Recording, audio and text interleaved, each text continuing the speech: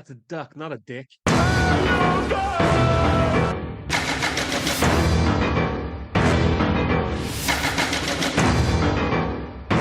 Welcome to You Guys Podcast. I'm Rob, that's Liam.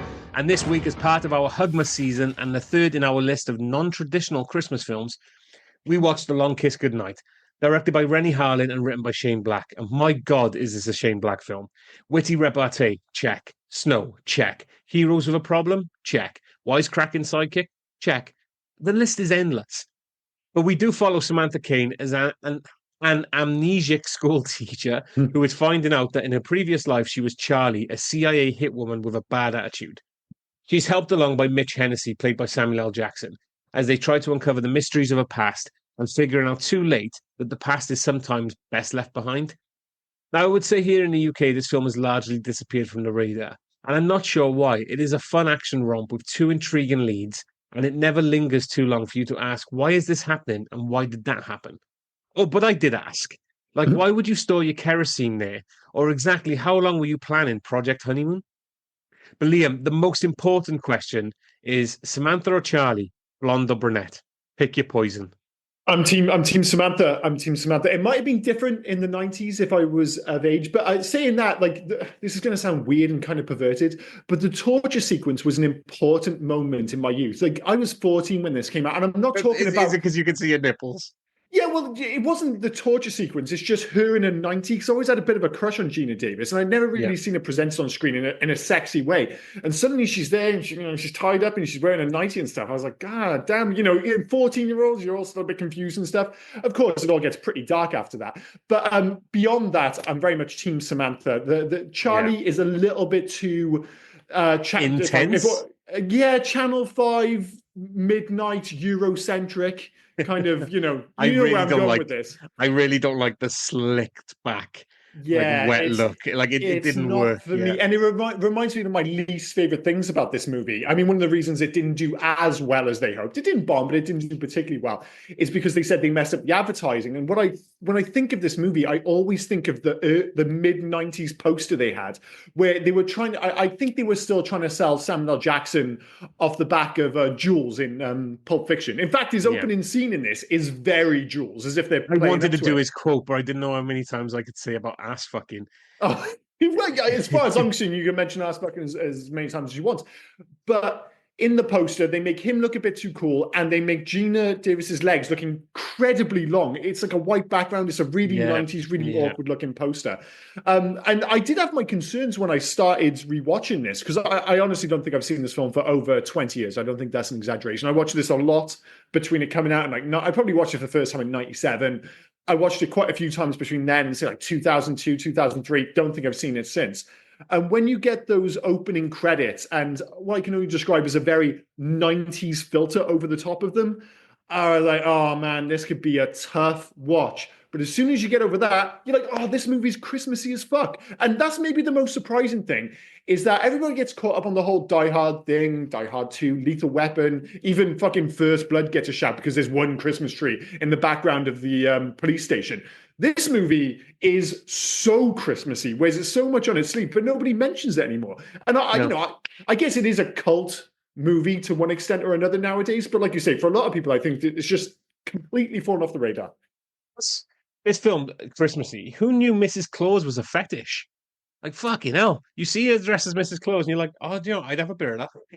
Yeah, but I don't even think it's the Mrs. Claus. I've never had a Mrs. Claus. I think it's just kind of 1996 Gina Davis. And it is that weird thing because she's striking more than beautiful. She is the ultimate handsome woman. She's not, traditionally beautiful, but every time she stands next to someone, it almost doesn't matter. You can see her kind of blowing more traditionally beautiful women off the screen. It kind of happens in, what's the baseball film? Jesus Christ, dropped that in my head. I love that film.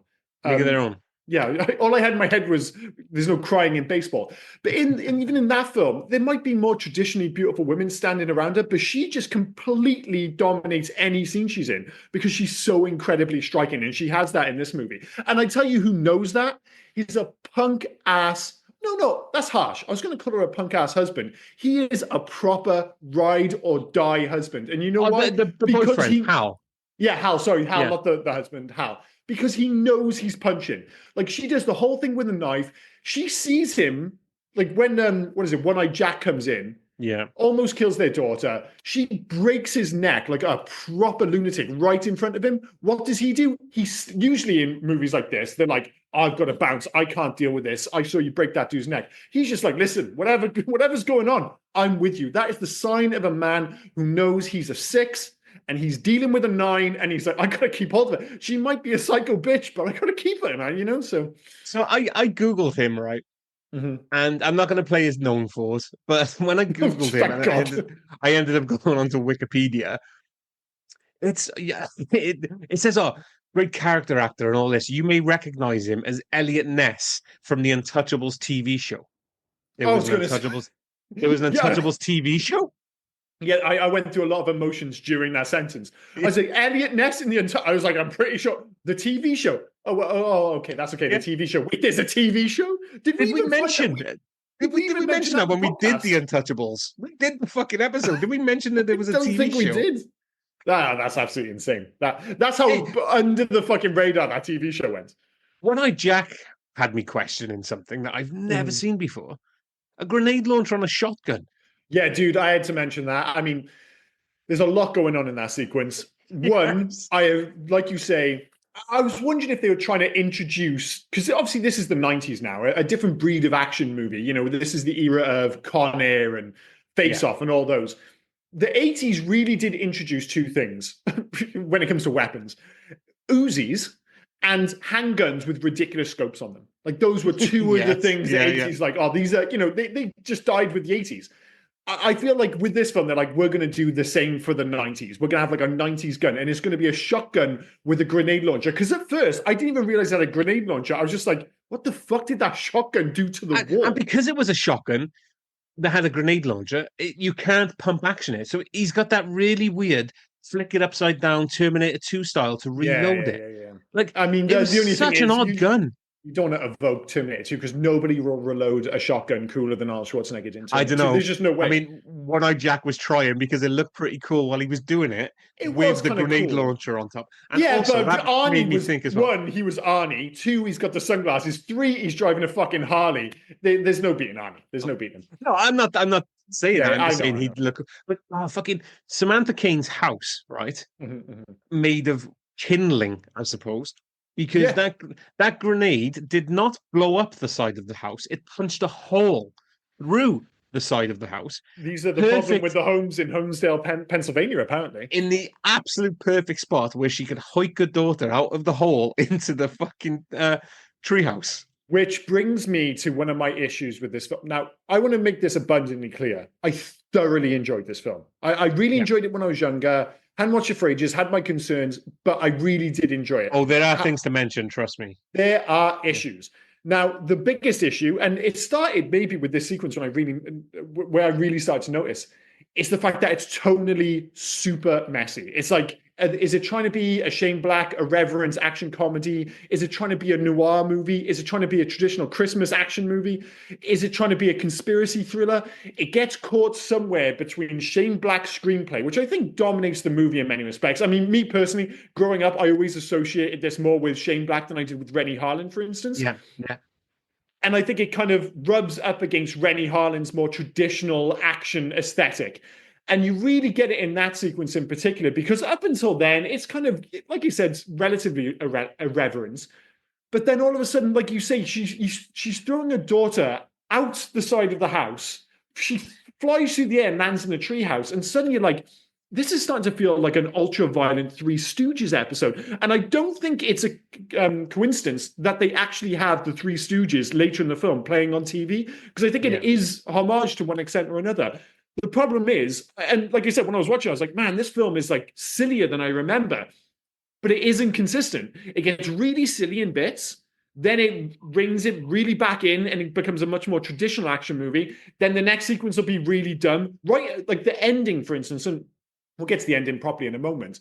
But that goes back and forth, left, right, literally second to second. I'm like, oh, this is really dumb and fun. Oh, that's just silly. That's insane. That's a bit more traditional. They suddenly have the biggest explosion I think I've ever seen in any movie. Like, legitimately, maybe the most impressive explosion I've ever seen in a movie. I was like, how the fuck did I forget that explosion? It's unbelievable. That explosion is fantastic. It is let down a bit by the crappy CGI when they're in the car trying to escape that explosion. A little bit, like, but the stuff before it is it's real. And it looks like a real explosion on the Niagara International Peace Bridge, I think it's called, something like that. Yeah.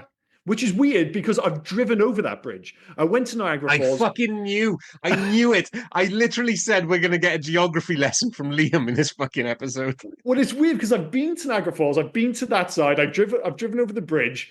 None of it looked familiar to me. And I'm not sure if it's just changed loads in the last, I don't know, fucking 30 years. But I was like, none of this looks familiar. It was only when they were on the bridge. And I was like, is that the international? And I checked out and it was. I was like, I totally remember driving over that bridge because you have to take your passport. And I was like, oh, is this going to be a fuss? Because, getting into America is a nightmare. Getting into Canada, absolute piece of piss. Like, oh, how's it going, buddy? And you some fucking cheese and fries on the way over, some poutine. It's lovely.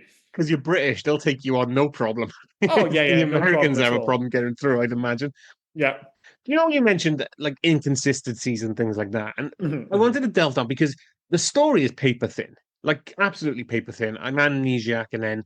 But it's weird, sorry. It both is paper thin and I would argue needlessly compact. Somehow it's both. There is a bit of, like I said, because it is paper thin, but there is a convoluted bit. Who she thought she was engaged with, but then engagement meant target. David Morse played Luke or Daedalus. And I'm guessing Daedalus ended up becoming some sort of terrorist. So he was part of Operation Honeymoon, I think. Yeah, but that's my question. She was sent to kill him in the 80s, in 88, right? Then she gets amnesia, one-eyed Jack. Oh, it was two-eyed Jack at that point. Try to kill her and chuck her off the cliff. And then when she comes back, and he says, tried to kill her. How many times did somebody have a chance to just fucking off this bitch in this movie? It's like 72 times. They keep telling you, it's like, oh, don't mess with this girl. She's super, super dangerous. Everybody knows how dangerous she is. Let's put her in a really elaborate situation. It's like, dude, there's one point where she's in a trunk in the flashback. I'm like, shoot that bitch. I go, well, Dr. Evil's son. Yeah. I just can't help myself. Sorry, carry on. That's all right. So Daedalus is interrogating her in the water wheel. Yeah. Why are you back now? Is this about Project Honeymoon? So was Project Honeymoon 8 years in the making to bomb? Because I got the impression that it went under, that basically because of what happened with Charlie, it basically failed, but Perkins was bringing it back, and that's why he got. Perkins wasn't Timothy working with, because they were the bad guys. Timothy and Daedalus are the bad guys. So Perkins wasn't working with them. So was Project Honeymoon theirs originally? I thought. Was it Luke's and Timothy's originally? Then it went away. And then I thought did Perkins go less? No, it was Perkins originally. So it was a purely government project initially, I think, and then because of the lack of funding, they decided, they were going to bring in... But why are they trying to kill Daedalus then 8 years ago? What did Daedalus do 8 years ago? I thought maybe that was a separate thing. And just to be clear, I might be absolutely fucking wrong on this because I couldn't give a fuck about Perkins. I couldn't give a fuck about Daedalus. And I couldn't give a fuck about Project Honeymoon. This movie, like you said, largely plot-wise is paper thin, but anything to do with the government conspiracy element of this film, it just doesn't work. And it's utterly needless. They should have put the emphasis on her dual personality, her relationship with her daughter, and more importantly, with what's his face, Timothy, who is super badass, but has the worst bad guy name of all time. Who the fuck? Who names a bad guy Timothy, for God's sake? But no, because you're right. Timothy should have just been some sort of serial killer or terrorist on his own. Oh no, I like the idea that you don't need X. No, I like that, but you don't need the government. He just needs to be... No, that's exactly that. He just needs to be a killer on his own. Why was the president involved briefly? Like, the president pops in random as fuck halfway through the film, and you're like, wait, did they just say that was the president? And then at the end, the president comes back, they're suddenly on Larry King. You're like, this is fucking bananas, dude. Craig Craig Bacon, who's playing Timothy, is He's chewing up awesome. the scenery. He is He's loving it. awesome. Like even when what was it when he finds out that she's his daughter, he doesn't say like bring my daughter or bring the little girl here. Was it bring my bitch in? Like Yeah. fucking hell, dude, you are like just you are holding on to this. Like He he has is got loving life. strong Dan Stevens vibes, like Yeah, super strong. He reminded me so much of Dan Stevens. There is no, like, if they had made The Guest in 1994 instead of 2014, he totally could have played that character. But he's because he's like a really handsome dude and he is quite charming. But some of the stuff he says is just dark as fuck. That bit with like the little girl, it's like, I'll blind the kid and shoot out her knees. I'm like, yeah. yeah, damn, dude. What the fuck? It's They unbelievable. they couldn't make the guest in 1994 because he was too busy playing Lister in the Red Dwarf American remake that never got made. Oh, is he really? He was Lister. I think they went through two pilots and then just realized sometimes British humor just won't become American. No, Like, it wasn't. yeah, The thing is, though, sometimes you strike gold. Like, The Office. It was like, who would have yep. thought The Office would have worked into America? It's one of the biggest shows of all time. Absolutely bonkers. But yeah, I'm not sure if it was the same with you. Like, when you grew up, did you think of this as a Shane Black movie rather than a Rennie Harlin film? Because I So put this I right just up there with like Nightmare Before Christmas, Poltergeist, shit like that, where you're just like, oh, I think this is a Spielberg movie. I assume this is a Tim Burton movie. And then one day, like 10, 15 years later, like, wait, who directed this fucking film? so I found out about like Shane Black through Lethal Weapon Yeah, yeah, yeah, and Last Boy Scout and things like that. yeah. So Shane Black like is on my radar. So when I found out he was involved in this, Mhm, yeah, it's definitely a Shane Black film. And mhm, I've always because I told you last week when I gave you the director, mhm. like fuck, did I know that Rennie Harlin did this film? I didn't Yeah, have yeah, a yeah. clue Rennie Harlin did this film. Rennie Harlin's a weird director though, because he doesn't really have a unique style. Although, if you're going to make the argument that Shane Black is obsessed with Christmas, Rennie Harlin might not be obsessed with Christmas, but he does like snow. He did this movie, he did Cliffhanger, which we've already done, he did Die Hard 2. All of those movies very snowy. And this film, particularly towards the end, I think that finale in particular That's why Rex really is looks like a Rennie Harlin film. that's why Rex is in this film. Because he was in Cliffhanger a couple of years before. I Well, I mean, that's my a note better was excuse than why is Gina Davis in this film? Oh, she was married to Rennie Harlin. oh yeah. But I put in my notes, Rex Lynn went from chasing Sly Stallone on a cliff to being shaken down, Hugh Grant style, by Mhm. Samuel L. Jackson. with the ass fucking scene. But I completely forgot he was in I fucking totally Rennie forgot Harlin about did that. Yeah, yeah, Cliffhanger. yeah.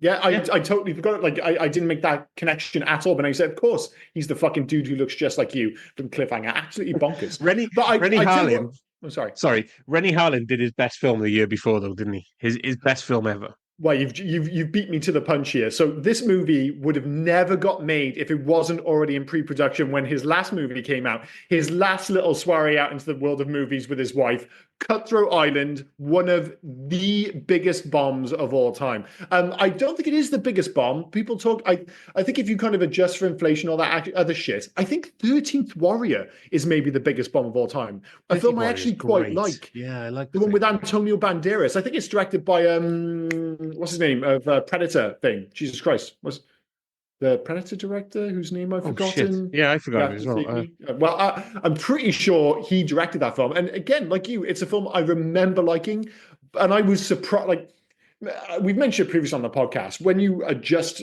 movies for inflation and you look at like the top 10 movies of all time, I'm John always McTiernan.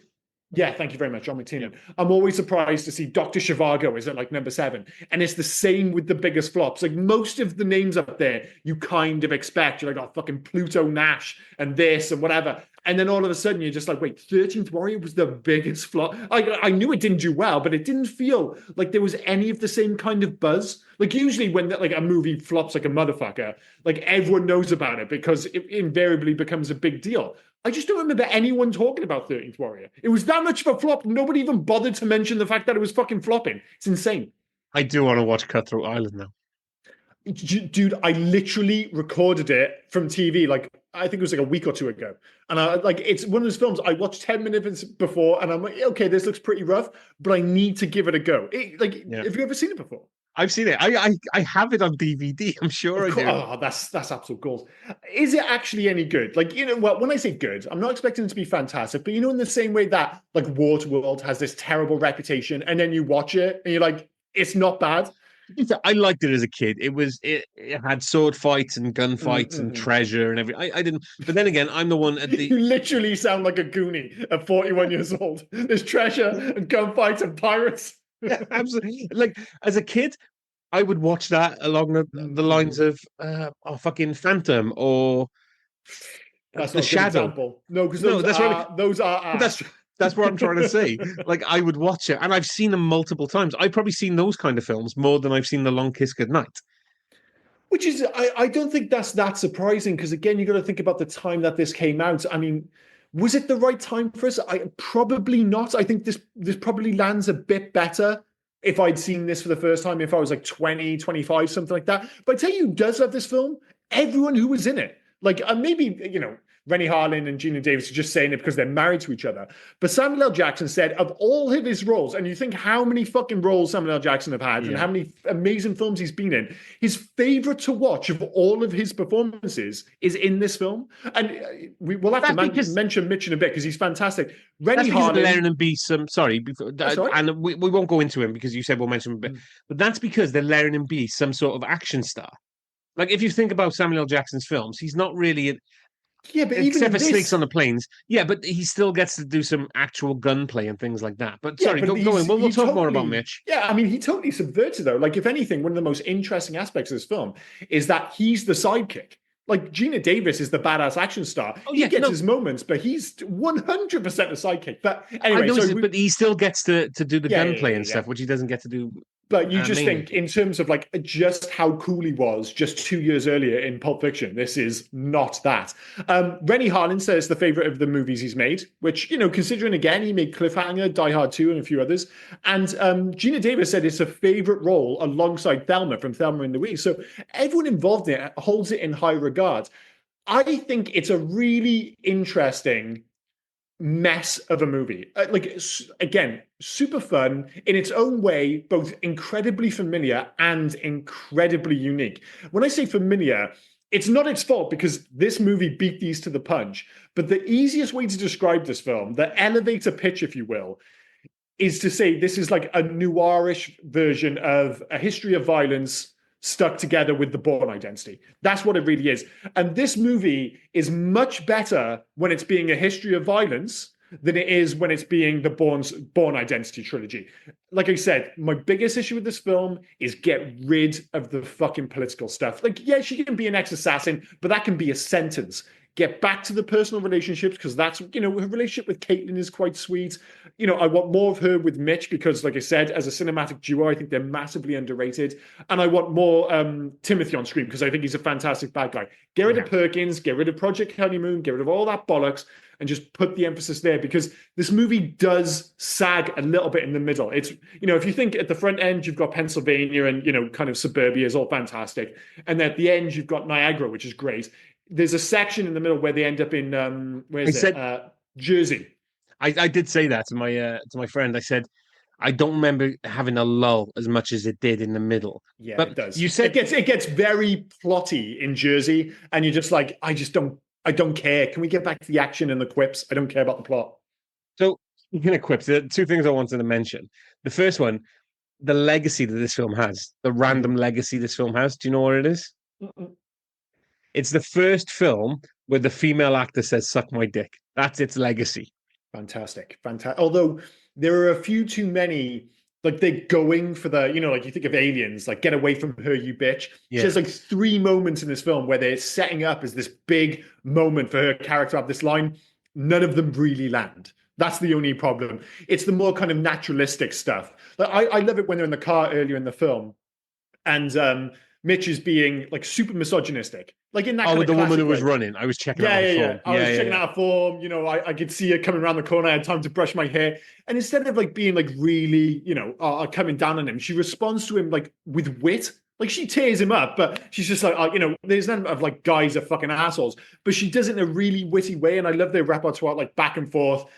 I think all that stuff's fantastic. When she has those lines, it can feel a bit contrived. Like so many of the escapes, as you mentioned, she should have been killed numerous times. You mentioned in the intro that they just happened to be canisters of fucking kerosene just Did she outside. notice that as well, the kerosene? Did she notice that when she went in? I Because don't know. she made that convoluted dip under the door, Mhm. right? The baby already had. Why I missed that. Did they fill the baby up with piss? Not piss, with Oh, uh she lighter saw that fluid. because when they were down in the like they went down into the what would it be, the not the sewer, the fucking underground part of your house. Jesus Christ, the words just dropped out of my The head. basement. No, thank you very much. She ends up down in the basement, the sewer, and she's got like they're like, oh, we can smell, fuel down there, blah blah blah. And she looks at the baby's head, and she's like, oh, like you don't see her put it in, but it's clearly implied Okay, that's what yeah. she's going to I do. missed. So They I do missed that a a look at the bunch of baby's head. times. Yeah, They, I must they, have been they're taking very, notes. Rennie Harlan's super heavy-handed with that. Every so often, the camera will just look at a gun, like, oh, this gun's going to play a role in a minute. It's like, yeah, and then she uses that gun to shoot He someone. Or Brian fucking Cooks makes a big deal about, oh, he keeps a gun next to his dick. It's like, well, I wonder if that's going to be important soon. Rennie Harlan is loving Chekhov. Chekhov's Brian Cox's Yeah, dick gun, Chekhov's baby, like yeah. everything about it. It's just like he Yeah, she loves a does it with Chekhov like moment. three guns. Like if there's a gun left on the side of a table, he spends, like you say, that Chekhov moment where the camera will just needlessly go, you notice that gun, right? Yes, Rennie, we noticed that fucking gun. So yeah, it's super contrived. And again, it's like, why aren't you just Timothy? And sorry, I'm jumping around a bit, but the whole thing with like, oh, this is your daughter with Caitlin. It Yeah, feels like this big moment. It doesn't go anywhere. He just goes, I don't give a fuck. And then you that's. just But get on with the movie. I think that's quite good. He really doesn't care. He has Yeah, I absolutely don't mind no that, qualms but about.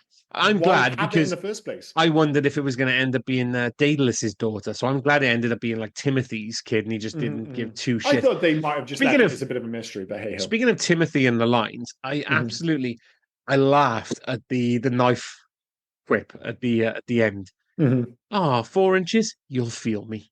Like I thought that was a This really film good line. this film loves knives as well. Like what I mentioned earlier, the whole like bringing in 90s guns. It's like, oh, this is going to be a 90s gun, a shotgun with a grenade launcher. It has what I can only describe as those very aggressive 90s style knives. Like she has one where it's got like a little finger hole. He has a Yeah, knife where it has like a metal handle. They're just ones which they're still knives in the traditional sense, but they just look more violent. yeah. I feel like they've kind of disappeared. Like again, it's that difference. The 80s were just like, we're just gonna have bigger and bigger knives. Like that, we can blame Rambo for that, Commando, all these films. They're just like outrageously ginormous knives. Whereas in the 90s, they go, well, we're just gonna have them smaller, but they'll look more violent and cool, kind of thing. So Speaking of all the escapes, mhm, Mitch should have died. Like he should have ended up as a ball of fire. When she blew the kerosene up, and mhm. apparently it propelled him out of the window. Again, another act of contrived luck. It was so ridiculous. But the thing is, and you also had the bit later in the film where he kind of storms out Call of Duty style, where she's like sniping to protect him. He gets shot in the chest. Yeah. The whole thing was that Mitch was supposed to die, and when they filmed it initially, he died in the film. And supposedly during a test screening, somebody audibly shouted out, "You can't kill Samuel L. Jackson." And literally they took it to heart and went, "We're gonna have to refilm that," and they brought him back. So I'm not sure which part of the film it was. I assume the bit where he just gets smoked and shot in the chest. He was supposed to die there, but they brought him Well, back because yeah, he you even can't. says it, doesn't he? He even says the line when he's driving Chekhov's terrorist car. He Mhm. says, "You can't kill me." That's As right. You he's can't kill me, yeah, motherfuckers. yeah, Which is again a perfect example of this film going back and forth.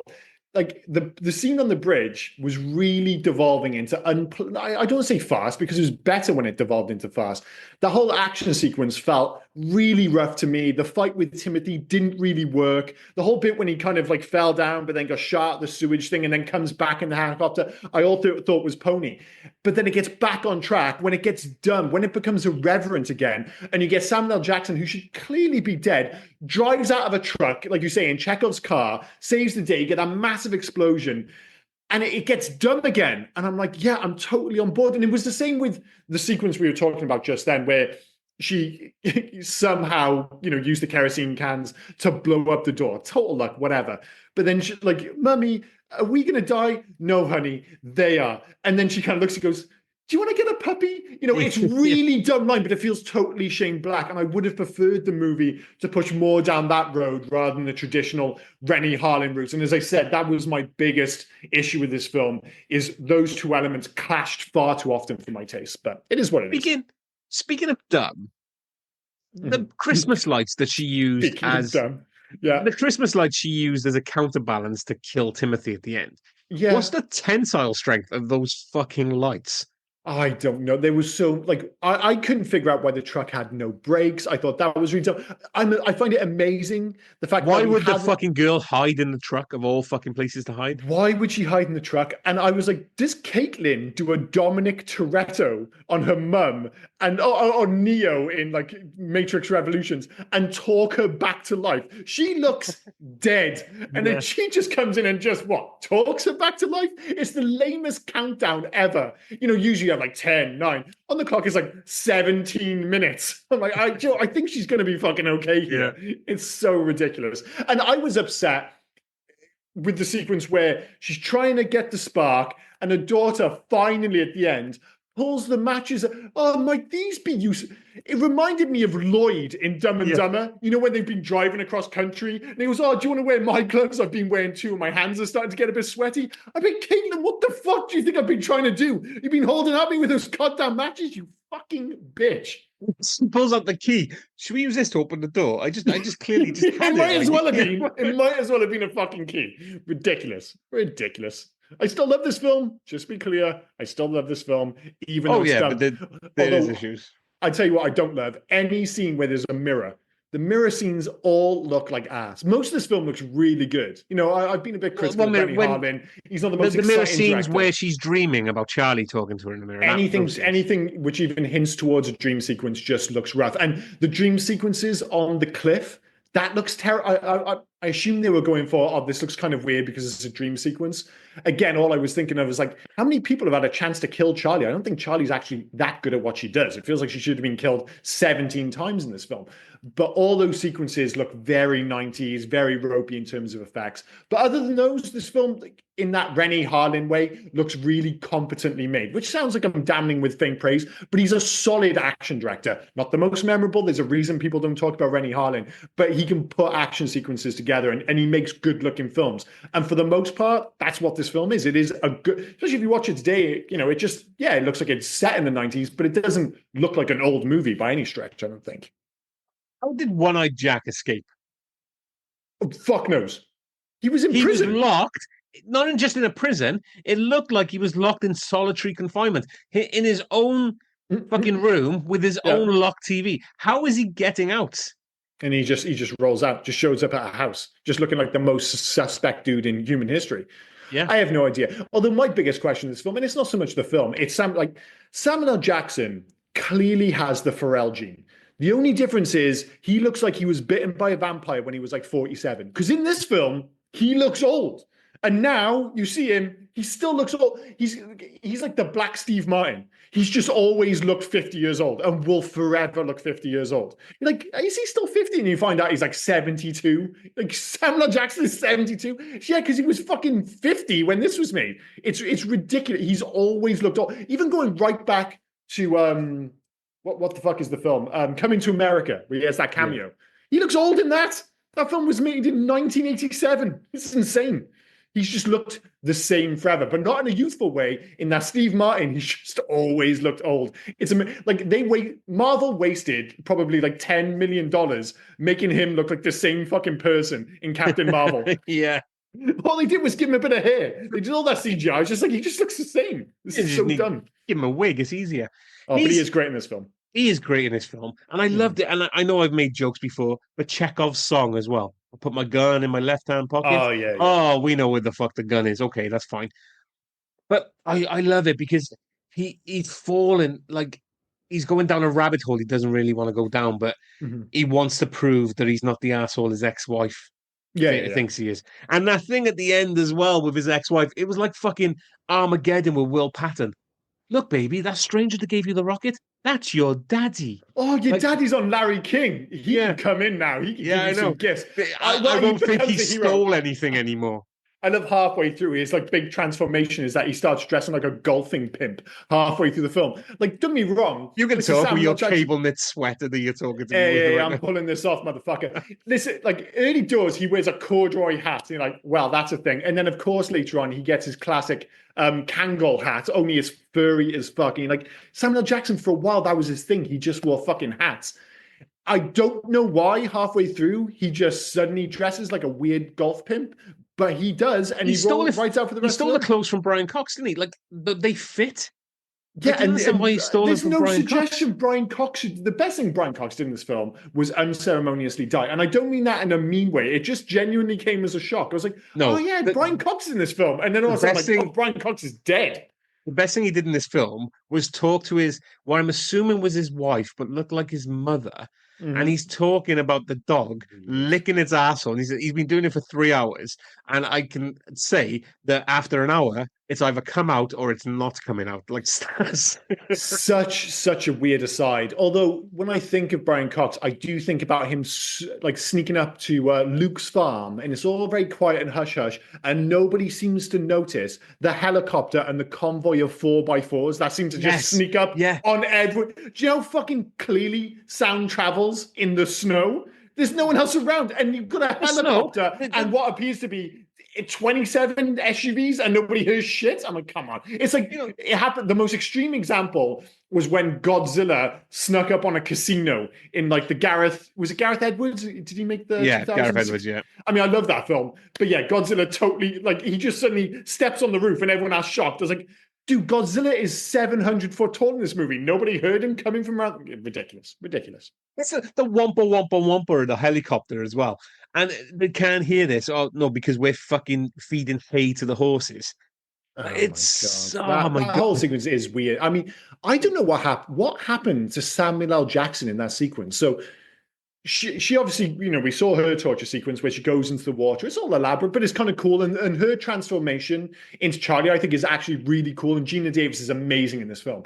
And as much as we both decided we prefer the Samantha look to the Charlie look, while you could consider the change of haircut and stuff as being somewhat contrived, I actually think it works in this film because she does genuinely look like two different people. And that's what I want to say. And it's great as well because Samuel L. Jackson, you're saying they're good together, but Mhm. Samuel L. Jackson has to bounce off two different people. And he does He's with both. first, yeah, he's first of all bouncing off with Samantha Kane, the school teacher, Mhm. and fucking films in the 90s that they're going to let an amnesiac who's only got 8 years of memories be a school teacher. Okay, Amazing. fine, I'm so glad great. you brought that up. How the Yeah. fuck did she get that job so quick? Like Madness. she's had amnesia for 8 years. I really don't think she like Yeah, you're gonna let. there's a pretty big gap in your CV here. Yeah. I mean, the first 30 years of your life. What the fuck happened? I don't know. I just turned up on a beach. By the way, can I teach your kids? No problem. You're a really, really handsome lady. And then he's got to bounce off then this really forward, Mhm. like woman who's just like says exactly what she thinks all of the time. Like that whole scene where she's and she mansplains it as well. When she shows him her boobs and then he goes, oh, I did that so I could distract you. It's like how I would steal your virginity by Mhm, biting mhm. you on the ear. Like, oh, and I read it in this book, and we should try. Like, why are you going down this fucking rabbit hole? Just stop. I do. That's the thing we probably wouldn't notice, and that's one of the interesting things of this film is that not only is he the sidekick, but really the gender roles are completely reversed, especially when she becomes Charlie. Yeah. And that's like I said. I just wish there was more of an emphasis on that internal struggle and that dual personality, because he has those conversations with her. It's like, do you not care about your daughter? And she obviously does, but she's fighting against it. She doesn't want to believe that Samantha could actually be a part of her, or that could have been a life if she, if she'd gone down a different route, all these other things. It's kind of hinted at, and it's not like done poorly. I just wish they'd offered this film's like 2 hours long. It's either you cut out the government stuff and it becomes a really tight 90 minutes, or you put the emphasis, as I said, back on her internal struggle, which I thought was much more interesting. And I would love to have more Gina Davis on screen because, like I said, she is really good. And it's a shame. I mean, I blame Rennie Harlin, her husband, obviously, because I think she could have been the 90s big female action star. It's just she happened to be in fucking Cutthroat Island, which was one of the biggest bombs of all time. And this movie wasn't a bomb. But after Cutthroat Island, this needed to be a smash hit for her to have any chance to keep going down that road. And obviously it didn't happen. And that was the end of Gina Davis, the action movie star, which is a shame because she is super convincing. Although I love the fact that everybody in this film keeps referring to her as frumpy. Frumpy ass Samantha King. I'm like, what the fuck? I was like, she looks amazing. Apparently, like, I was going to say Charlie is some sort of swimsuit model, like stick thin, and after 8 years she becomes. I'm like, what are you on about? Well, how skinny would she have been? Because this isn't like one of those things where it's like, oh, but she, she's curvy and she's hot. No, she's super, like she's thin and she is. The one word to describe her is statuesque. She's like, how much weight do you want to take off this woman? It'd be insane. Frumpy. When she looked exactly the same when she had attacked Two-Eyed Jack. When he pulls her out of the boot, it's the same woman. Obviously, it has to be. So the whole joke about her ass and everything is absolutely insane and not needed. Yeah, and that is the issue with the film. A lot of it doesn't make sense. And we're obviously inching towards the finale, which I think we've already covered. I think it's fair to say. Like you said, the explosion on the bridge was amazing. Kind of get you over the fact that the fight before is really lame. And it's a shame that the way that Timothy dies like twice, whoever it is kind of pony. And I was like, oh, well, that was a fun film. I had totally forgotten about the whole President and Larry King sequence at the end. I had totally forgotten. Like, that came as maybe the biggest shock of the entire film. And then they cut to a farm where they're like feeding baby lambs. I don't want to say baby lambs. The lambs are babies.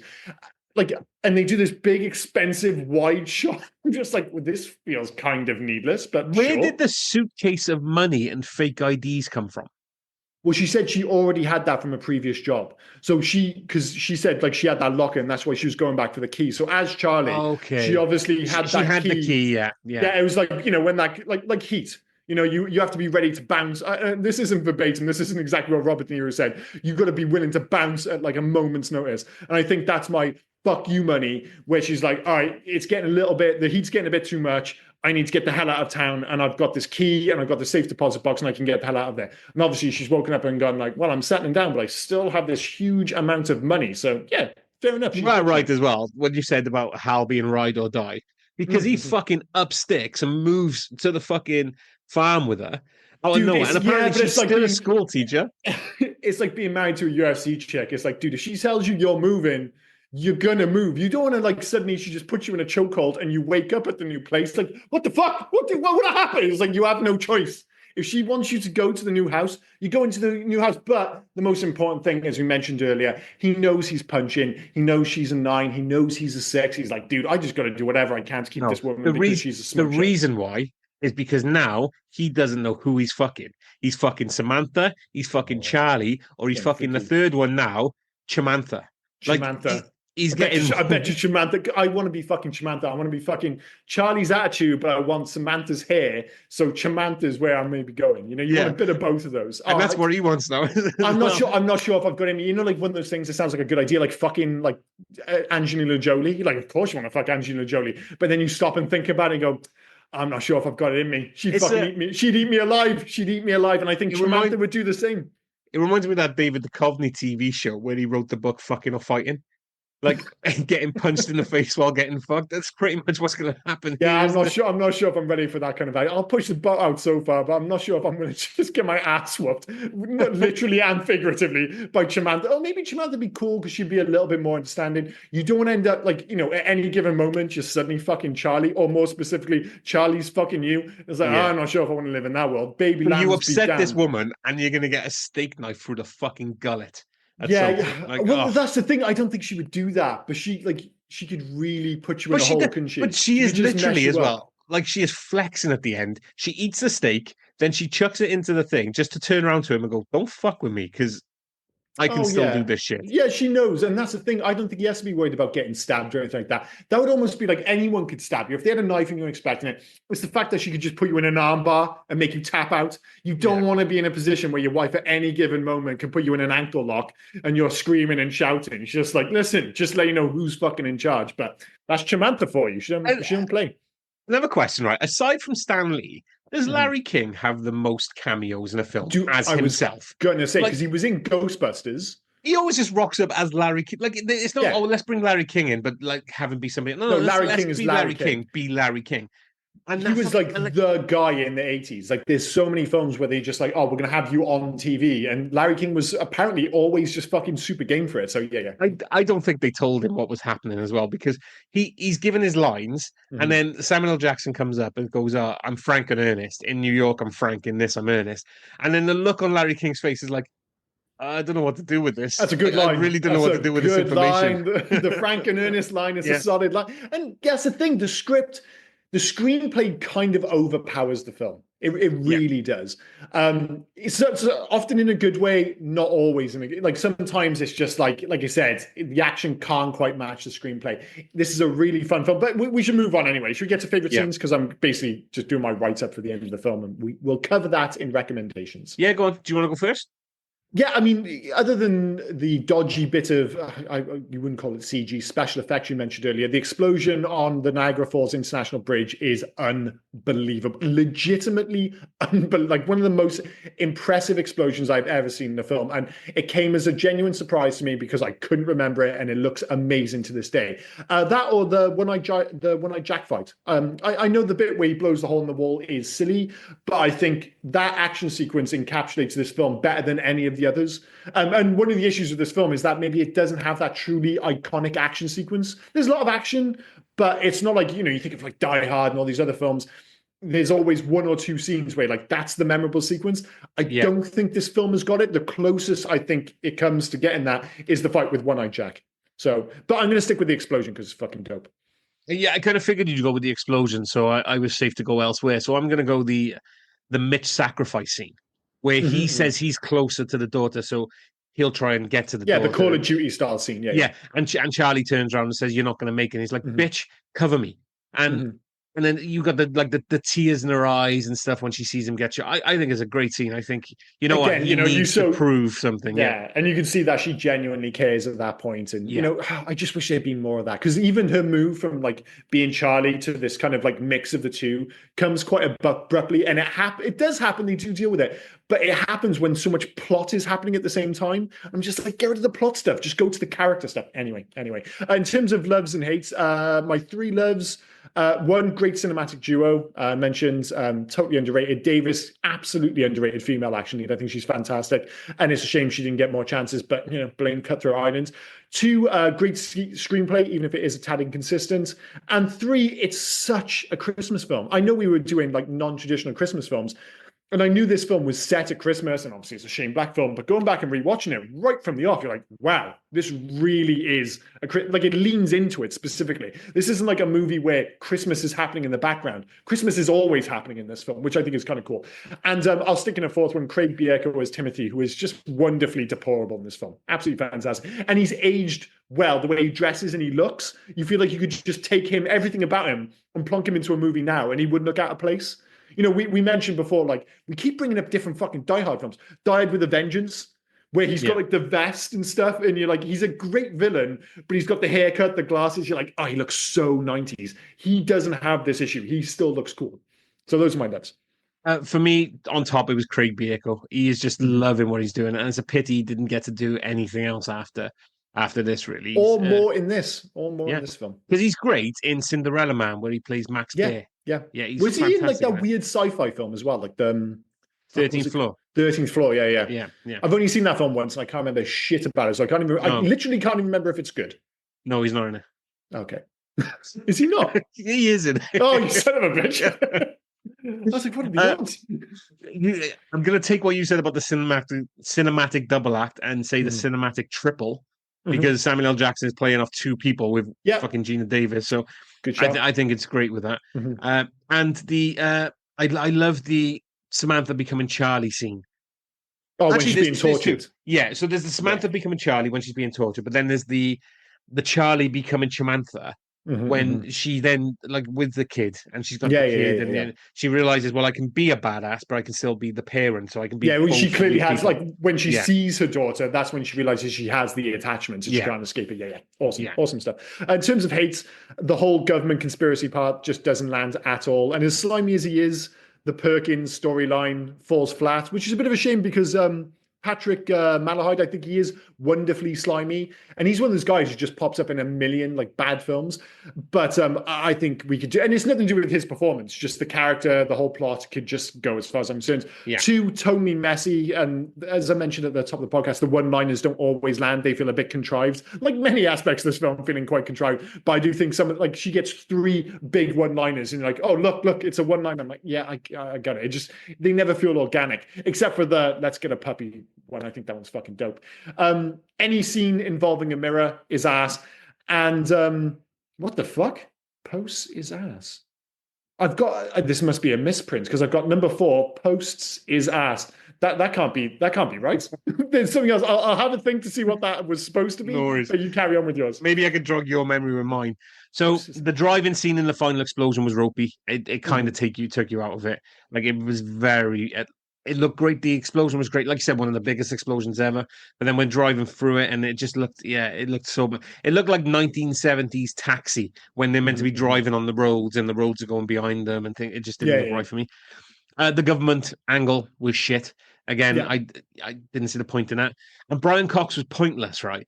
But the only reason Brian Cox was in this was for the government to wiretap him. There was only reason to have him was to move them to the farm, to get him not to the farm, to the train station. And it also is bizarre because of Brian Cox. Again, it feels like this film has that connection to the Bourne Identity. It feels like, another reason this feels so familiar. But you have to remember, again, this came out before the Bourne Identity. So it's all very strange. Yeah. That's it. I wish you had more because I still don't know what posts is ass is supposed to be. So I'm just going to have to abandon that. Any alternative titles? Okay, no, double down. Just turn around and say number 4, post is ass. Posts, plural. Is ass. Posts is ass. We got some alternative titles. So Argentina was The Long Goodbye Kiss. No, just unnecessary. Brazil was Awakening from a Nightmare. No. French Canada was Remember Charlie. Yeah, that kind of works. Yeah. That actually sounds more like a noir as well. That sounds more like, if Shane Black had been able to make, he probably did call it The Long Kiss Goodnight because that obviously has noirish elements as well. But actually is a really cool title. Shane Black's title is the Germany one when I get there. But Croatia was A Long Farewell. Nope. Estonia, Long Farewell Dream. Nope. France, Goodbye Forever. No. Germany, Deadly Christmas. Yeah, but that sounds like a different film. Yeah. I don't get me wrong. I kind of want to see Deadly Christmas. I just don't think it's this film. Although, to be fair, maybe this is the Shane Black one for Greece. A Hard Kiss for Goodnight. Yeah, that sounds like an old-fashioned detective story for sure. Hungary, After Us, The Flood of Fire. What the fuck? I don't know. No. Sorry, Hungary. Italy was Spy. No, that's an Eddie Murphy film. Yep. Mexico, Explosive Memory. Sounds like when you're on the toilet, isn't it? Are you suffering from explosive memory? Explosive memory, yes. Hey, this is a medical condition, woman. Yeah. Portugal watched the wrong film, The Professional. Yeah, they certainly did. It's like the Spy game. They're just like naming them after other films. Romania, The Sweet Kiss of Revenge. That's okay. It's okay. Yeah, but nobody's getting revenge. Who's getting revenge? Fucking two-eyed, one-eyed Jack didn't get revenge. Yeah, but everyone's trying to get revenge to one extent or another. Yeah, I'd say there's a lot of revenge in this film, or potential revenge. Oh, this country hasn't fucking come here for a while. Slovenia? Slovenia, yeah. Oh, there you go. Not Slovenia. A Kiss for Ease? A Kiss for Ease? Yeah. Or EASE? Yeah, like it's easy to kiss them. Yeah, no. Don't like it. Taiwan, a Death Story? Nope. Ukraine, A Long Goodnight Kiss. Sounds like a porno. Yeah, it does a bit. And Vietnam. But a really like PG Channel 5 porno, It's hardly even porn. Vietnam took the A away, so it's just Long Goodbye Kiss, not Long Goodnight. No, I don't like it. Yeah. I mean, a mixed bag, not the worst we've had. There were a couple of decent ones in there, which is more than we usually get, in fairness. So we'll put that one down as a win. We'll put that one in the win column. Any facts for this film? Gina Davis and then husband director Rennie Harlin checked how long she could hold her breath in the bathtub to prepare for the water torture scene. So I just picture him just stepping on her chest and just putting her underwater. Hold your breath, love. Kind of like in Constantine. Yeah. It's pretty fucked up. In the first draft of the script, the name Sam Kane was not an alias used by Charlie Baltimore as it is in the finished film, but it was instead a creation of her mind as an anagram of amnesiac. Yeah, I prefer. Yeah, that's again contrived. We've used that word a lot in this podcast, but yes, contrived. Shane Black became the first writer to sell a script for $4 million. He Mhm. later admitted this has caused a lot of envy among his fellow screenwriters, as well as accusations of commercialism. He voluntarily retired from the blockbuster industry for almost a decade as a result. And came back with Kiss Kiss Bang Bang. Yeah. Fucking Do you know what he should awesome have said, film. though? He should have said, look, I'm up here. How about you come and meet me? Yeah, it was weird because a lot of this started with like Lethal Weapon because that was like a Yeah. famous script, and obviously that went on and became this huge movie. And for a while, he was the guy, wasn't he? It was like, oh, if he's written a script, everybody was fighting for the rights to it. So, but yeah, after this, whether it be he walked away or the fact that he had a couple of bombs back to back, that put an end to that. The line, yes, it was very exciting. Tomorrow we go to the zoo, was recycled from Shane Black's original script for The Last Boy Scout. Fair enough. Another awesome film, which probably didn't do as well as you should have at the box office. The And ice we've done skating that on scene, the podcast, right? we've done that, yes. Yeah, What a I thought we fucking had. fantastic film. Well, that's how many podcasts we've done to the point where I'm like, have we done that film? I I'm literally, getting it, I've got it wrong a few times. Sometimes I'm like, yeah, we've done that film, and I'm like, no, we haven't. It's ridiculous. The ice skating scene was scripted to end with Samantha performing a double axel flip and simultaneously firing over her upside down head. After two aerial rig configurations in sub zero conditions and several attempts at green screen failed to hold any convincing fluency to the action, it was dropped from the final cut of the film. See, that sequence does feel like it's missing something because it has this whole big build up with the ice skates. You're like, oh, this is a cool ice skating sequence. And then it just she just skates and shoots some people. And you're just like, I thought she was going to do more. So obviously they planned to do more. It just didn't work out. Yeah, Shane Black's original script for this film was darker and more graphic than the final film. Amongst the many differences, it included some alternate action sequences and more violence, like the scene where Mitch and Charlie are captured and get tortured. Both characters also had bigger backstories in the original script.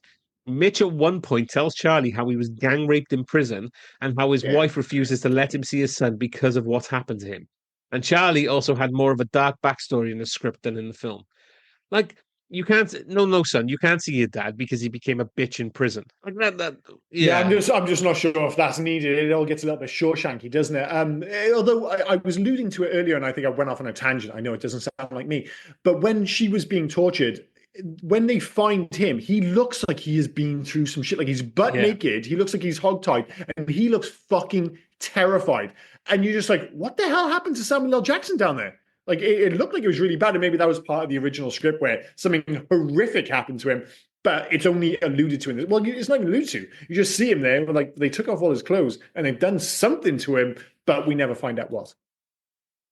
The Hennessy family were played by three people who appeared in Die Hard with a Vengeance: Samuel L. Jackson, Sharon Washington, and Edwin Hodge. So Edwin Hodge, brother of Aldous Hodge, who is the Cross at the moment. He's Hawkman in that crappy rock film. Oh, it's terrible. Black Adam. Black Adam. And Sharon Washington. I literally watched 10 minutes of that. I was like, I can't. It's such an aggressively ugly movie. And Sharon Washington, I believe, played the 911 dispatcher. Oh, yeah. I can see it totally. Like I actually skipped like right to the end because I watched the start. I was like, I'm not watching this, but I love Henry Cavill as Superman, and I know he had a cameo at the end, so I cut right to the end. Even that bit just looks horrible. I was like, oh my god, that should have been such a cool moment. It looked horrendous. Go on, I'll leave it there. Fair enough. No, yeah, I'll leave it there. That's fine. Cool. So Hug to the Future. So this is where we ask a question: remake, sequel, Let It Die, or Leave Well Alone. I mean, I would have been on board for a sequel, and there was talk of it in 2007. It was going to be called The Kiss After Lightning, which is a kind of cool title as well. The ship has probably sailed now, to be honest. So no, I don't think there should be a remake. It took me wrong. If they said we're going to just fucking go for the sequel and they're both be in their 60s, whatever, I'm like, yeah, sure, let's fucking do this. But other than the sequel, I don't think this needs a remake or any of that nonsense. So leave Well Alone, basically. Yeah, I don't think it does, to be fair. I mean, we've beaten the fucking death out of the amnesiac a secret agent. That's the problem. This film oddly feels unfairly familiar for the points I made earlier because of the films that came after it. If you watch it now, it's like we've kind of done this. I mean, you could do it slightly different, the whole Shane Black edge and it being more noirish, but I don't know, man. Like this film wasn't a big enough hit. I'm amazed that they were even really talking about it. I know it's become a cult hit since, but it's not going to happen. So let's just leave it be. Leave it as a cult hit. We don't need a sequel. And again, my argument has always been sequels set 20 years later or making sequels to a film 20 or 30 years just never seem to work. They just they do okay. Work, so. Like there's a reason they keep going so well because once in a blue moon they do, and when they do, they go big. You know, I think of like Top Gun Maverick was ginormous. Star Wars, the Force Awakens was an absolute monster of a hit. Just like completely leaning into the whole nostalgia thing. But for everyone, it's kind of like. Legacy sequels are kind of like live service video games. People keep trying them because when they hit, they're monsters, you know, Fortnite, Destiny, all that shit. But for every Fortnite and every Destiny, there's 30 really expensive games, like fucking Concord, for instance, which completely fell on their ass. And it's the same with the movies. And make no mistake, there's no world where a sequel to fucking The Long Kiss Goodnight does Force Awakens numbers. So I think we can leave it in the past. Coming from me, again, personal growth from me, because this is my only opinion. Mm-hmm. Legacy sequels don't work, especially considering you picked two sequels then that I thought fucking sucked. Well, yeah, but regardless of whether you think they sucked. Yeah, but I thought they sucked. But they made they made their money absolutely. Yeah. They pulled in the they pulled in the suckers and they got their money for it, so that's fine. Force Awakens is really good for half the film. They did everything right for half the film. And then the second half is just like, I can't believe they're just remaking fucking Star Wars again. They already did that with Return of the Jedi. Top Gun Maverick, did you watch it in the cinema? I did, yeah. Were you not just like at least impressed on it? Like, what's his name? The director, he's doing the new Formula One film, and he did Tron Legacy, a film with a similar issue. Not necessarily the greatest films, but on a technical level, they're so impressive on the big screen. Impressive technical, but I just watched it for fucking hell. This is just the Tom Cruise look how good I am show, and I just can't do it. Oh, you do hate Tom Cruise, yeah, fair enough. Yeah, you're always going to have it. In fairness, that is a massive part of this film, and as great as the action sequences are, if you don't like Tom Cruise, a lot of that film is basically the whole film going, Tom Cruise is awesome, right? And you're like, no, I still don't fucking like him. But what the hell's his name, the director? God damn it. I don't know. I'll get it if you know. Top Gun Maverick, is it? Top Gun Maverick, because he did Oblivion with Tom Cruise. Well, again, another film, not great, but it looks fantastic. Was that the one with all the clones? And and it looked like a kind of 2010 Apple advert. You know, all the future was white and had that kind of vibe. Joseph Kosinski. He specializes in movies which I love aesthetically, but they're just not great. And Tron Legacy is maybe the perfect example of that. The second half of Tron Legacy. Oh, sorry. He's done the Brad Pitt I'm really fast in a Formula One car film. Yeah, that's what you're saying. And so that's the one guarantee. Like, will it be a good film? I have no idea. Will the races look fucking amazing? You can take that to the bank. They will look phenomenal. In the same way, the light cycle stuff in Tron Legacy just looks so cool. And you had the soundtrack and everything. Yes, eventually it has to become a movie. Like, I'm not sure if this is actually very good. But for those like cinematic, when you're sitting in the cinema, I get those races in the Formula One film. Is it just called Formula One? Whatever the fuck it's called. F1. They will look unbelievable. There's just no doubt, because that's what he does better than maybe better than anyone else. In terms of making a change, for me, it's easy. It's get rid of the government stuff and put an emphasis on the family and Timothy. That is literally, I could mention the ending with Larry David and the president, but they're actually quite fun in a really silly way. The big issue is the government stuff. Get the emphasis back on the characters. It was the same for me, really. You just didn't really need the government, Perkins or whatever his name was. You didn't need that weird president cooking dinner. They don't even call him the president, so you don't figure he's the president. Weird. And then he just appears back at the end. Do you want to come work for us again in the CIA? Like, the president would not do the recruiting. There's no way in fuck the president is recruiting anybody. And why was it like when they were having dinner? It was weird. In terms of video games, there wasn't, unsurprisingly, a Long Kiss Goodnight video game.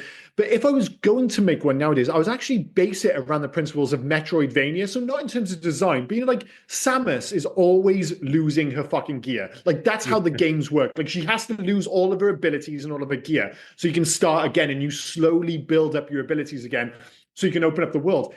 that would work brilliantly in this as her as an amnesiac, where she's forgotten how to be badass. And as the game goes on, you get more and more memories. They kind of did something similar with Respawn's Star Wars games, where he has these memories of him being a Jedi, but it's not baked into the story in the same way. Like her just like slowly remembering that she's Charlie. And she becomes more and more badass as the game goes on. So it becomes part of the plot and the game mechanics, I think is kind of cool. And if I was going to have anyone make it, even though they don't make Metroidvanias, do they? No, I don't think so. Would be Remedy, because I don't think anybody combines action with storytelling as well as Remedy. There are developers who do better action, and there might be developers who do better story. But in terms of combining the both, and I'm thinking of like Alan Wake, Control, games like that. I don't think anyone comes even remotely close to Remedy. They'd be able to do the dialogue. It'd be polished as fuck. And they're one of the few companies that theoretically could make this game because they're independent and they just do what the fuck they want. It's like, don't be wrong, it's not going to happen. But if anyone could, maybe Remedy. Like, we all know Rockstar could because they can do whatever they want, but I don't think they're going to make... I know they made a Warriors game, but Remedy, it feels kind of like in their wheelhouse in terms of tone and everything, especially with their background in noir with Max Payne and stuff. Yeah. But so I'm dreaming of the Long Kiss Goodnight, Remedy version. And there's an argument that a lot of these IPs that we have an attachment to one extent or another, or that have become dormant. The way to bring them back is actually video games. Like the recent example is the Indiana Jones game. Like the film wasn't great, and it's just like, I'm not sure if I want to see 80-year-old Indiana Jones. Well, how about fucking 38-year-old Indiana Jones in video game format? All of a sudden, it works. 1997 set, like direct sequel in video game format made by Remedy. I would much prefer that to a movie. It's not going to happen, but that's the dream anyway. For me, I went down the Amnesiac route, and I would have gone Ubisoft Paris, the developers. Do you remember 13? I do remember 13. Yeah, 13's a good shout. It's like 13's a good game. Yeah. Well, so, it was the David Duchovny one, yeah. Yeah, David Duchovny, yeah. Yeah, they did a remake for it recently, but it's supposed to be terrible. I haven't seen the remake. It's supposedly in a better space now. I think if you buy it now, it's probably half decent. But the whole thing with them, like the whole cell shaded thing, was like it was done years before Borderlands. It was a big deal back in like fucking 2003 or whenever it came out. But so I haven't played the remake, but I have seen the Stephen Dorff led 13 The Conspiracy pilot for the TV show, who then became Stuart Townsend for 2 seasons. Oh shit. It was like it was a Canadian TV show in the vein of they did Taken and they did The Transporter like for 2 seasons as well. Like it's amazing. These TV shows, as we said earlier, the Untouchables TV show. What the fuck? But I mean, don't get me wrong, they never quite match how mental like the late 80s and early 90s were for cartoons when they were making like cartoons based on ultra. Like it was almost like they were made Rambo. They were made for us. Literally, we were the age group. Like, we were the kids who grew up. We were allowed to watch these movies far too young. And they knew that crowd was out there. They knew kids would watch RoboCop when they were 8, when they shouldn't have, and fucking Rambo and Aliens and all that stuff. And they were just like, we're going to turn this into a fucking cartoon. It was insane. Have you seen RoboCop? That should have never been turned. I mean, I get it because someone's like, oh, it's a cop who's a robot. Kids will love that. Yeah, it also has some of the most violent stuff I've ever seen in a mainstream movie. But what wonderful times they were. Anyway, but I kind of like the idea of the amnesiac thing as well, like Charlie and unveiling her memories as she's going along, being hunted by Timothy and stuff. So I would have gone down that route. If you're going to go for a sequel, you could go for still have that. But you could go for the whole God of War. And I'm talking about the most modern God of War, where you could have her, but like with Caitlyn with her, like a slightly older Caitlyn, like learning to become like a badass. So like the whole game is you going on this journey. And I don't think you would take Caitlyn, like Caitlyn's stuck with you. It's just one of those things like, oh, I'm going to have to teach her to become a badass because we're stuck in this situation. That could kind of work as well. But every time you're stuck in as well, she pulls something else out of a cast. Oh, yeah. That'd be amazing. She still has a cast and it just has all of her weapons in it. Absolutely ridiculous. Oh, this Uzi? Yeah, I just keep this in my cast. It's fine. It's fine. Best and worst of IMDb, sir. So this is where we take a random 1-star and 10-star review to see the most extreme responses to these movies. This one I can imagine has like I imagine most people are pretty warm on this film. I'd be surprised if there's loads of 10s, and I'll be amazed if there's loads of 1s. I'm going for like 2 1s and 48 10s. That's what I'm guessing. Okay. Right, so there's 369 reviews in total. Of them, 369 69, a 10 star. Oh, I wasn't too far off. That was Sorry, I'm a 20 then child. off. I laughed at the number I know, 69. it's fine. Yeah. How many 1 stars? I'll do the 10 Okay, first, and okay, then fair I'll give enough. you the one. So yeah, so the 10 star, supremely underrated. This was written in June 2023, so not Mhm. too long ago. Next time some brainlet tells you you're a misogynist that doesn't like female action stars, just A tell them you brainlet. don't a brainlet. I've never heard that term before, but I like Nope. it. Just You tell them fucking you don't brainlet. like just tell them you don't like modern female action stars because they severely lack character development and are automatically the bestest ever. Charlie Baltimore is an absolute beast. Mhm. She kicks ass and takes names as she pieces together her life post amnesia. The quip, it should be pre-amnesia, shouldn't, but anyway, the quips between her and Samuel L. Jackson are so natural and well timed. The action is more believable than modern trash. The story moves along at a breakneck pace with wrinkle after wrinkle revealed throughout. If you don't enjoy this movie, you probably don't enjoy much.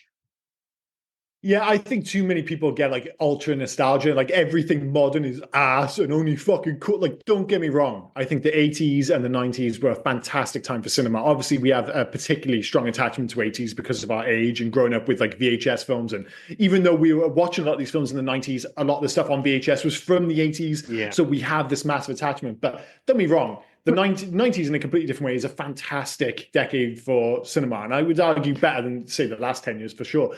But not all modern stuff is crap. So many people get just carried away. But yeah, I don't think this is a 10-star film. But, I agree with a lot of it, in fairness. So for the 1 star, there's Mhm. 11 reviews. 11? Oh, more than I was 11, yeah. expecting. And I picked this at random, but I'm glad I picked this one. This guy hates life. Oh, they often do. The one when Oh they my give him God. 1-star reviews for films which are objectively pretty damn good, they often hate them. It's more about themselves than the movie quite often. Honestly. So, written in September 2003, the title is Mhm. Kissed Off. Brilliant. So, I bet you. charmless. I bet you he thought of the title before the review. He's just kissed Yeah. off. I'm going to write a review. I need to get this out there. Charmless, dim, and entirely unlovable action trash with an unsympathetic protagonist, a style free script, and a pair of non actor leads. But what about its bad Non-actor points? leads. Samuel L. Jackson, non-actor lead. Yeah. One of the most charismatic actors in the last 40 years. Shit. But it goes on to say, but what about its bad points? Well, yeah, Oh, yeah. snap. It's Mainly, not it just it's not just a title of this review. Oh no, no, no, no. Mainly, it lacks the sense of the ridiculous that makes many equally silly actioners. For example, the Terminators, Die Hards, and Lethal Weapons. This is why I think this guy hates life. Oh no, These are no, no. This silly film is actioners, much dumber than those films. but far more enjoyable. Any humor it possesses comes in form of crude wisecracks and comedy violence, while it plays its puerile scenario and storyline with dog-faced seriousness. On the side of positive and pleasantness, much of the action appeals to sheer sadism. One sequence combines torture with a wet lingerie show, and is something not far from fascism in the way it assumes our unquestioning willingness to root for a government assassin. None of this is helped by Gina Davis's perky, smug, That's punchy. exactly that. I was concerned halfway through this film. I'm like, am I a fascist? I think I might be a fascist. None of this is helped by Gina Davis's perky, smug punchability or Samuel L. Jackson's standard recreation of a groovy black perp supporting role from an old episode of Kojak. But better performances by more likable players would have been a waste of talent and craft. That Long Kiss Goodnight died at the cinemas like a louse in a hobo's beard is the only remotely enjoyable thing about it. It suggests that it's still possible to lose money by insulting the public's intelligence. Fucking Too hell, many dude. I want to give people this guy a mistake hug. anger for wit. I don't want to give him a hug. I bet he smells like ass. I want nothing to do with him. But yes, people are so angry about such weird things. There are so many genuinely terrible films, and I don't expect everyone to love this film, but such vitriolic responses. Like Yeah. if I had such a vitriolic response to a movie, I'm like, why would I want to write about it? Anyway, that's a problem with society, not this movie. As for our own ratings and recommendations, I'm not sure about you. I went back and forth quite a few times between 3 and 4. And if truth be told, I'm still not 100% sure. So I'm not going to go 3.5. I'm going to go 3. It's a really positive 3. It's a 3 and a yes. I think this is a really watchable film with fantastic leads. It does have too many problems. The middle, it really does sag with all the plot. I don't think all the action sequences, especially towards the end, really land. I think there is genuinely an exceptionally good movie somewhere in here, and it is fighting to get out. It never quite gets to the surface. So it's a 3 and a yes from me. I struggle with the same thing, 3 or 4. Could I give it a 3.5? But Mhm. the fact that Brian Cox seems pointless, the government stuff just seems absolutely ridiculous. You don't know what the fuck's going on with Daedalus. Like, was Project Honeymoon 10 years ago, 8 years ago, last week? Like, what the And you fuck is just going don't on? care, yeah. It kind of pushes it. So it is a 3. Exactly what you said. It's enjoyable. It's a fun Mhm. ride. The leads are great in it, no matter what Yeah, that yeah, yeah. reviewer just said. Yeah, don't listen to And him. uh, Jesus. I had a lot of fun with it. So it's a 3, and yeah, for 90s actioners, female led actioners, it is Mhm. definitely a high recommend because Oh you yeah, yeah. don't It's see. just a shame because this is so close to being a genuinely, really, really good film. Like you see some 3-star films, like, oh, that's just a 3-star film. It was fun. We get on with our lives. This film was aiming for higher, and it almost got there. And it does get there at some points. Like the good bits are really, really good. But as you mentioned, it's a bit too messy tonally. Plot wise, it's a bit too heavy handed. And yet, because it is heavy handed and you don't care, like you mentioned earlier, it feels simultaneously paper thin, which is never a great sign. So yeah, it has its problems. It could have. My biggest disappointment is the fact that, like I said, I think this could have been a really, really good film. Instead, it's just good. But it's unique, it's good, it's fun, it's 3 stars. Go and see it.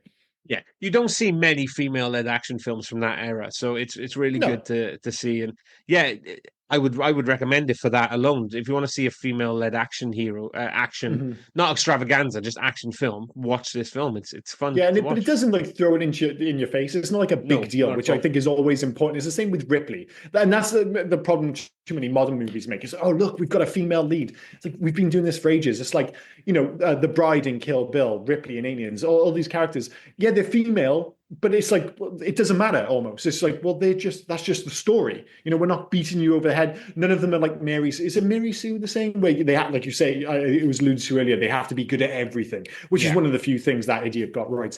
Well, I'm much closer to the 10-star review than I am to that fucking psycho. So yeah, 3 stars, but yes, as a recommendation from both of us, if you can go and find it, is surprisingly tricky. It's not on Amazon at all, No, bizarrely. No, no, you've got to go it's to. randomly on I watch it on YouTube, YouTube. Yeah, I pay for it on YouTube. Sky, or Apple. Yeah, yeah, but Yeah. it's always surprising because I just kind of assume in my head that Amazon has everything, but they absolutely do not. As I find out, especially with Rob's choices, Rob always pushes the boundaries of Amazon. It's like, does Amazon? No, even Amazon does have it. That's why he's sending me DVDs in the post, like Region One DVDs of these totally obscure movies. Anyway, next week, my choice and the last part, I believe, of our Christmas season of non-traditional. Yeah, I believe so. Yeah, this is one I'm surprised we haven't actually done already. 1990 is the year. 1990. You're going to Christmas get it. movie. You're going to get it based on the director. I'll tell you that much. Okay. Well, I'm not getting it from the year, so help me out. It's the same fucking director, and we've mentioned the Oh, series about fucking Die 72 Hard times. 2. It's Yes, Die Die Hard Hard 2 in 2. it. Yeah, it's Die Hard 2. I didn't have to tell you, Bruce Willis is the star. Yeah. So yeah, we've done Die Hard. Die Hard 1 was one of the first songs we've done on this podcast, and surprisingly, one of the most important movies of the 80s. We did Die with a Vengeance maybe a year or so ago, I think. Oh, I want to say less than that. I think we did it Maybe in less than that. 2024. Yeah, Loads yeah. of fun. I think we were. I don't want to say in order of quality, because like it was in terms of like how attached I We am are to them. definitely doing it in order of the ones we liked. And we both Yeah, pretty much are the but same. If we do the three, it was one. If just the three, it's three. 1, 3, and 2. Yeah, It's one, three, definitely that two. order. Yeah. And then if you're going to make an argument, I'll accept that four exists. Four isn't actually as bad as some people say. But then my argument is I only say that about four because five is one of the worst sequels literally ever made. But two is a weird one because I've seen one and three loads and loads of times. I think I've seen Die Hard 2 twice, which is Yeah. insane for a Die Hard film. I haven't seen it as much as the others. The problem with that, it was released like a year. It was filmed so quick to we Yeah. got a hit with this. Let's do this now. Oh, what are we gonna do with this character and this premise? I don't know. Let's move him from a fucking apartment block, an office building to It's the same an film. airport. It's the same Yeah, yeah. film, yeah. So It's Die Hard in an airport, which just also happens to be Die Hard 2. The problem was because it was released so soon after Die Hard, and this is probably the same case for you. Like by the time I was watching Die Hard on VHS, this was already out. So I watched Die Hard. I'm like, this is one of the fucking best films ever. Die Hard famously, no one gives a fuck. But for me at least, Die Hard was the first ever 18 rated movie I ever saw. That was a horrible sentence, but and that led the way to RoboCop, Aliens, a bunch of films I probably shouldn't have seen. But I would have watched Die Hard 2 almost immediately after this, after the first one. And the problem is, Die Hard 2 isn't as good as Die Hard 1. But fucking hardly any movies are as good as Die Hard 1. So I'm like, oh, maybe I just kind of like, if I watch this based on its own merit and forget, like, don't keep comparing it to Die Hard 1. That's the mindset I'm going in with. Stop comparing it to Die Hard 1, which is tricky because it's the same fucking film, and just be like, how good is this standing on its own two feet? And I think that's going to be interesting because I know it's going to be at least good, but the question is, how good? I don't know. It's going to be good, and it'll be good as well because obviously because we'll be recording this Christmas episode now when you come back to Cardiff, so we'll be recording it in the same room, which is very rare. But usually when we do our Christmas episode, Dave joins us as well because we all get together, usually just to have a couple of drinks afterwards, blah blah blah, yada yada yada. People don't need to know our lives after that, but it'll be interesting because I think Dave really dislikes this film, and I haven't told him we're doing it yet. So it's going to be interesting to say, right, you've got to watch Die Hard 2.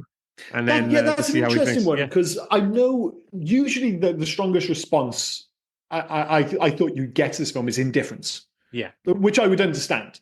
But I don't think I've ever met anyone who genuinely and actively dislikes Die Hard 2. But like I said, it's similar actually to this film. I watched this, like I said, a couple of times when I was younger. I don't think I've seen this film. I don't think it's any exaggeration. I don't think I've seen this film for over 20 years.